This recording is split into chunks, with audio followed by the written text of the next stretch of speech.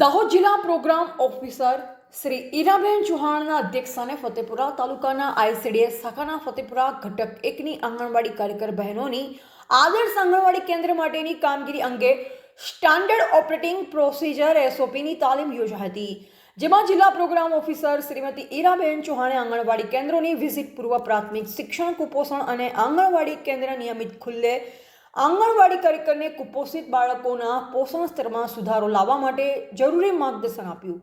સમયસર કામગીરી થાય તે બાબતે ભારપૂર્વક સૂચના આપવામાં આવી.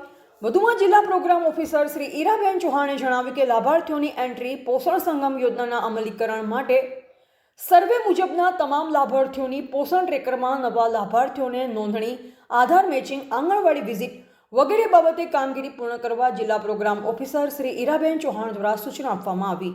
કામગીરી સંતોષકારક ન જણાય તો સંબંધિત કર્મચારીને ફરજ મુક્ત કરવા અગાઉથી જાણ કરવામાં આવે તેવી સૂચના આપવામાં આવી હતી. અહેવાલ પ્રજાપતિ, ફતેપુરા.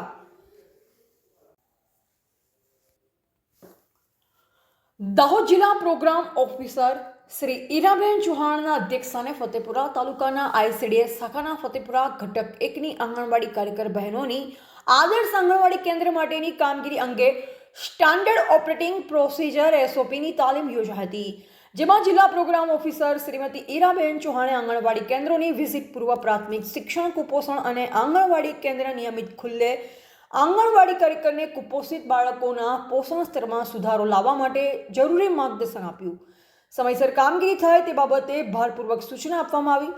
વધુમાં જિલ્લા પ્રોગ્રામ ઓફિસર શ્રી ઈરાબેન ચૌહાણે જણાવ્યું કે લાભાર્થીઓની એન્ટ્રી પોષણ સંગમ યોજનાના અમલીકરણ માટે સર્વે મુજબના તમામ લાભાર્થીઓની પોષણ ટ્રેકરમાં નવા લાભાર્થીઓને નોંધણી, આધાર મેચિંગ, આંગણવાડી વિઝિટ વગેરે બાબતે કામગીરી પૂર્ણ કરવા જિલ્લા પ્રોગ્રામ ઓફિસર શ્રી ઈરાબેન ચૌહાણ દ્વારા સૂચના આપવામાં આવી.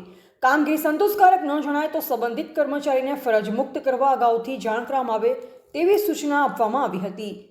અહેવાલ પ્રજાપતિ, ફતેપુરા.